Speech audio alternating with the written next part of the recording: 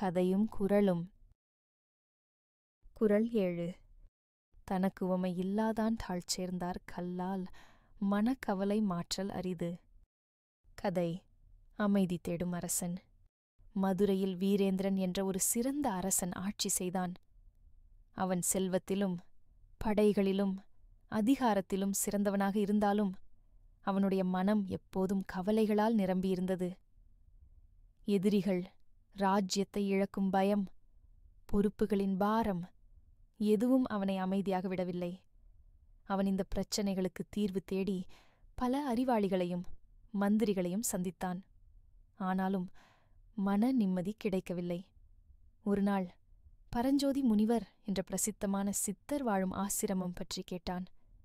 முனிவர் ஆன்மீக அறிவில் மேம்பட்டவர், எப்போதும் மகிழ்ச்சியோடு இருப்பவர். அரசன் அவரை சந்தித்து, "ஓ மூதாட்டா, எனக்கு பெரிய பேரரசு இருக்கிறது. ஆனால் என் மனம் ஒருபோதும் அமைதியாக இல்லை. நான் எப்படி இந்த கவலைகளிலிருந்து விடுபடலாம்?" என்று கேட்டான். முனிவர் புன்னகைத்து ஒரு சிறிய எண்ணெய் விளக்கை அரசனிடம் கொடுத்தார். "இந்த விளக்கை எடுத்து ஆசிரமத்தைச் சுற்றி வரவும். ஆனால் தீ அணையாமல் பார்த்து கொள்ள வேண்டும்." அரசன் கவனமாக விளக்கை பிடித்து மிகவும் அவதானத்துடன் நடந்தான். ஒவ்வொரு கணமும் தீ அணையாமல் பார்த்து கொள்வதிலேயே அவன் கவனம் இருந்தது. அவன் சுற்றி வந்தவுடன் முனிவர் கேட்டார், "நீ நடந்தபோது உன் கவலைகள் நினைவுக்கு வந்ததா?" அரசன், "இல்லை, நான் தீ அணையாமல் பார்த்து கொள்வதில் மட்டும் கவனம் செலுத்தினேன்" என்று பதில் சொன்னான். முனிவர் தளர்ந்திருக்கும் அரசனை கடாட்சித்து சொன்னார், "உன் கவனம் எதை நோக்கி செல்கின்றதோ உன் மனமும் அதிலேயே உறையும்.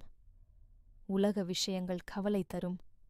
ஆனாலும் நிகரற்ற இறைவனை நினைத்தால் மட்டுமே உண்மையான மன நிம்மதி கிடைக்கும்." அரசன் இதை உணர்ந்து, "அவ்வளவுதான். உண்மையான அமைதி இறைவனிடம் சரணாகதி அடைந்தால்தான் கிடைக்கும்" என்று புரிந்து கொண்டு ஆன்மீக வழியில் பயணமானான்.